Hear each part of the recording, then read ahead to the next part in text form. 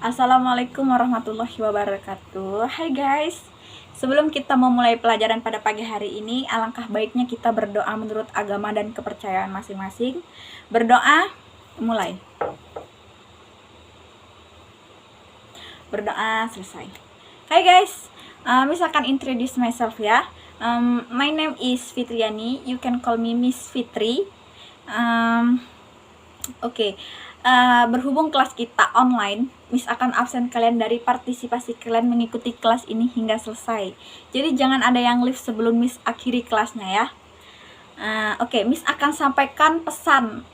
Karena ini kita lagi adanya pandemi COVID-19, alangkah baiknya kita tetap stay di rumah, tidak berpergian jika itu tidak terlalu penting. Kalian harus rajin cuci tangan, memakai masker, dan melakukan kegiatan yang positif di rumah ya. Oke guys, I'm so excited to see you again guys. This time we are going to tell about a topic and really interesting guys. Yeah, I'm sure that you have been learning on hearing this topic before. Nah, pagi ini kita akan mempelajari apa itu recount text. Tapi sebelum memulainya, Miss mau bertanya ke kalian. Pernah tidak kalian menulis diary? Pasti pernah nih kalau buat cewek-cewek. Atau kalian pernah mendengar teman kalian bercerita tentang pengalaman selama dia liburan? Pasti pernah dong. Ya, itu termasuk ke dalam recount text. Sebelum lebih Miss jelaskan, I want to ask some question. Miss akan sedikit bertanya.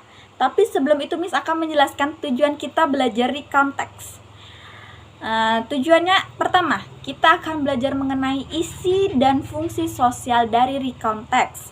Kedua, we are going to learn about how specific information for recount text. Setiap ada teks pasti akan timbul pertanyaan. Ketiga, we are going to learn about the structure. Yang keempat, melatih menulis teks recount sederhana. Nah, Miss akan bertanya, apa itu recount text? Oke, ada yang bisa menjawab?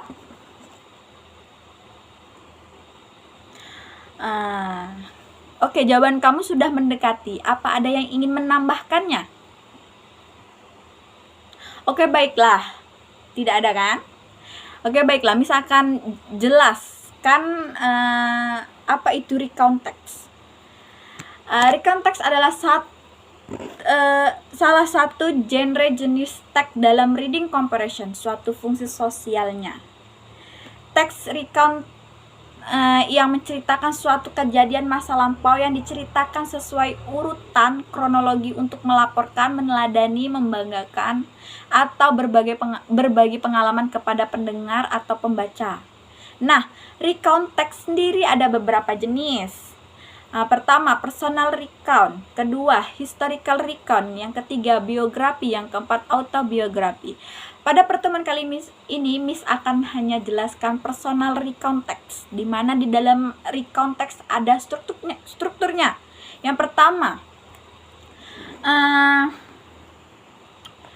orientasi atau introduce, atau tahap pengenalan, pendahuluan, di mana bagian ini menyebutkan orang-orang yang terlibat,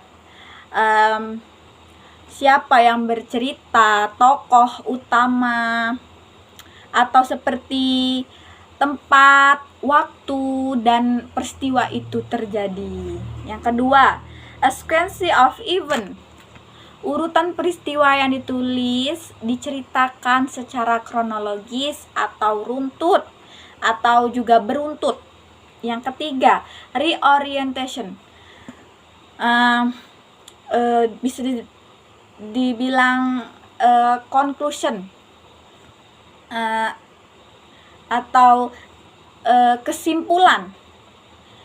Ini bisa ada, bisa tidak, bersifat opsional. Bagian ini biasanya berisi komentar atau penilaian umum tentang peristiwa yang telah diceritakan.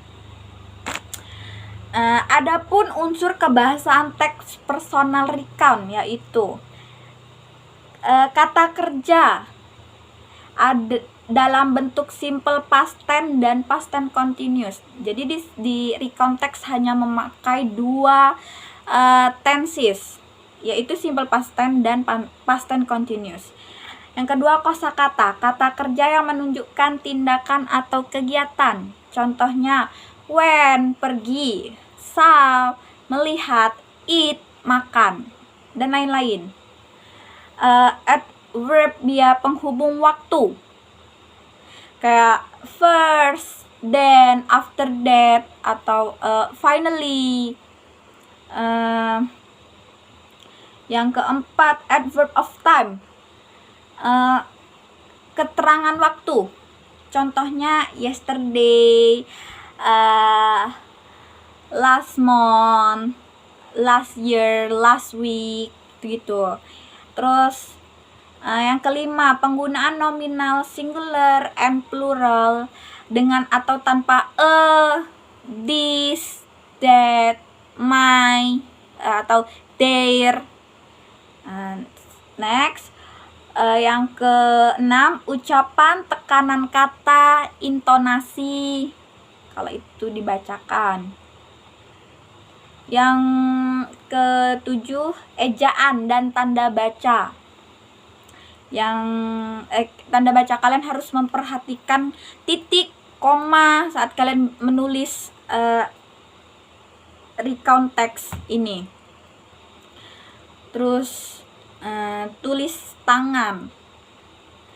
Di sini ada contoh, misalkan bacakan. Ada contoh teks recount. Judulnya My Holiday. Orientationnya dia tulis, last week I went to Gembira Loka Zoo. I went to there with my father and my mother. We went there at 6 o'clock in the morning.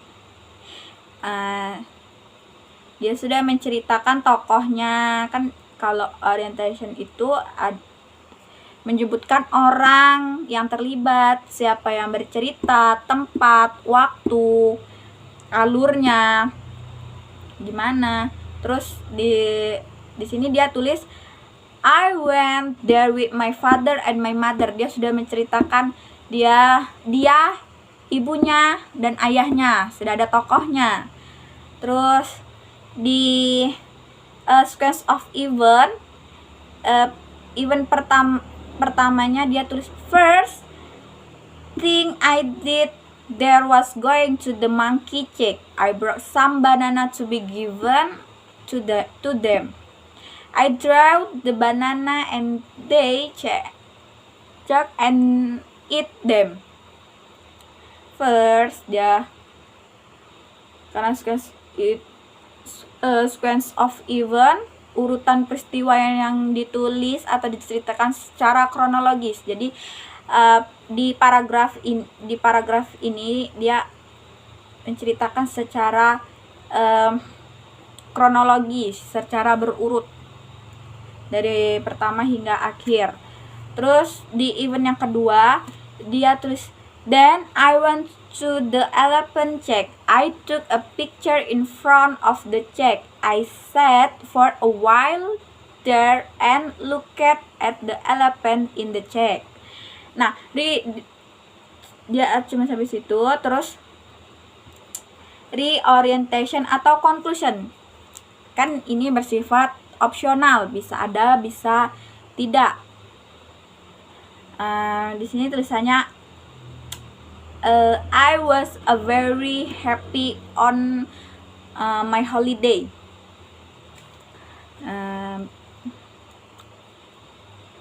Terus ada satu lagi contoh teksnya, Miss akan bacakan, dan di sini juga ada contoh ada contoh pertanyaannya. Kalian bisa jawab ini untuk tugas minggu depan, dikumpulkan untuk minggu depan. Misalkan bacakan teksnya aja. Di Punagaan Waterfall. Yesterday, my friend and I went to Punagaan Waterfall. We went there by car. One of my friend brought a guitar. I brought my digital camera to take picture there.